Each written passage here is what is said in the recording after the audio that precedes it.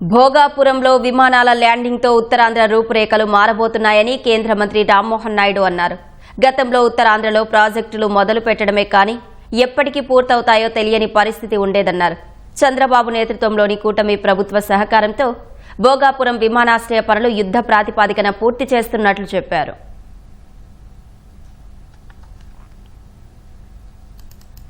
ఈ రోజు 2000 ఎకరాల్లో ఉన్నటువంటి ఇన్ఫ్రాస్ట్రక్చర్ కాదు, ఈ యొక్క ఇన్ఫ్రాస్ట్రక్చర్ ద్వారా ఈ విశాఖపట్నం ఎకనామిక్ రీజన్ అంతా కూడా బలపడడానికి ఒక బ్రహ్మాండమైనటువంటి అవకాశం. ఆ ఉద్దేశంతోనే చంద్రబాబు నాయుడు గారి తాలూకు ఆశీస్సులతో ఆదేశాలతో ఈ 18 నెలల్లో బ్రహ్మాండమైనటువంటి ప్రగతి మన ఉత్తరాంధ్రలో ఈ యొక్క ప్రాజెక్టులో మనం సాధించాం. నరేంద్ర మోదీ గారి చేతుల మీదుగా మరొక 4-5 నెలల్లో ఇక్కడ బ్రహ్మాండమైనటువంటి కార్యక్రమంతో ఇది ఇనాగ్రేట్ చేయాలని ఒక సంకల్పంతో ముందుకెళ్తున్నాం.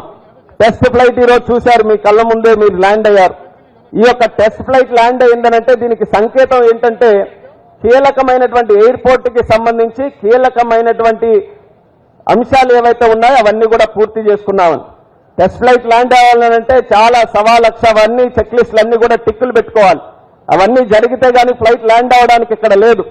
అది ల్యాండ్ అయిందనంటే ఒక రకంగా ప్రాజెక్టు లాస్ట్ దశలో అన్ని కూడా పూర్తి చేసుకునే సమయంలో ఉన్నామని సంకేతం. చాలా ఎమోషనల్ మూమెంట్ ఇది మనందరికీ కూడా. ఉత్తరాంధ్రలో ఎప్పుడు ప్రాజెక్టులు మొదలు పెట్టడమే గానీ ఎప్పుడు పూర్తవుతాయో ఎవరికి తెలియదు అన్నట్టుగా ఉండింది. వాళ్ళందరికీ కూడా సమాధానం ఈ అల్లూరి సీతారామరాజు ఇంటర్నేషనల్ ఎయిర్పోర్ట్ అని తెలియజేసుకుంటున్నాను. రేపు భవిష్యత్తులో ఉత్తరాంధ్ర తాలూకా రూపురేఖలు మారబోతున్నాయి. విశాఖపట్నం ఎకనామిక్ రీజన్ తో మనం ముందుకెళ్తున్నాం. విశాఖపట్నం ఎకనామిక్ రీజన్ కి కేంద్ర బడ్జెట్ లో కూడా నిధులు కేటాయించి మన ప్రాంతం అన్ని విధాలుగా డెవలప్ చేయాలని కేంద్ర ప్రభుత్వం తాలూకా సహకారం చంద్రబాబు నాయుడు గారి ఆధ్వర్యంలో తీసుకుంటున్నాం.